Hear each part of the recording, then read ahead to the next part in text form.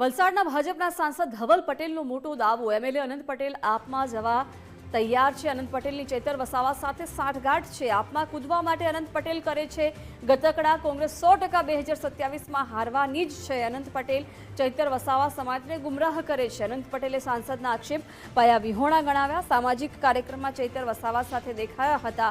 અનંત પટેલે કહ્યું કે અંતિમ શ્વાસ સુધી કોંગ્રેસમાં જ રહીશ। અને એક પણ વાર કોંગ્રેસના ધારાસભ્યએ ચૈતર વસાવા વિરુદ્ધ સ્ટેટમેન્ટ નથી આપ્યું। ચૈતર વસાવાને એમ નથી કીધું કે અમારી પાર્ટીના કાર્યકર્તા તમે કેમ તોડો છો।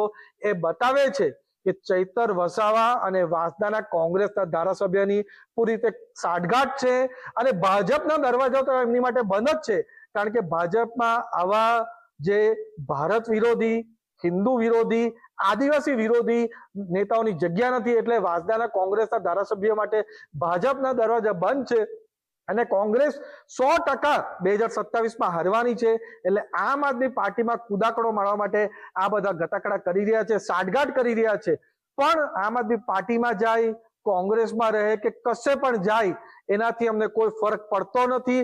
આ ફક્ત ને ફક્ત એમની જે રાજનીતિ છે એને એક્સપોઝ કરવા માટે હું પૂરું આ બયાન આપી રહ્યો છું કે એમને આદિવાસી સાથે કોઈ લેવા દેવા નથી। બધી કોઈ પણ વાત પાયા વિહોણી અંગત સૂત્રોના આધારેની વાત કરે છે, પરંતુ અમે સામાજિક કાર્યક્રમમાં ચેતરભાઈની સાથે દેખાય છે।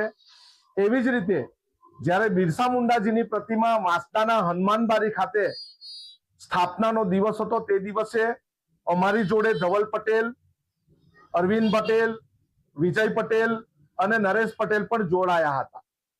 એટલે કોઈ વાત તથ્ય વગર કરવી અને પૂરી જૂઠી કરવી એ આ સાંસદની આદત છે। કોંગ્રેસ સાથે છે, કોંગ્રેસ સાથે રહેવાના છે, છેલ્લા શ્વાસ સુધી અમે કોંગ્રેસની સાથે જ છે।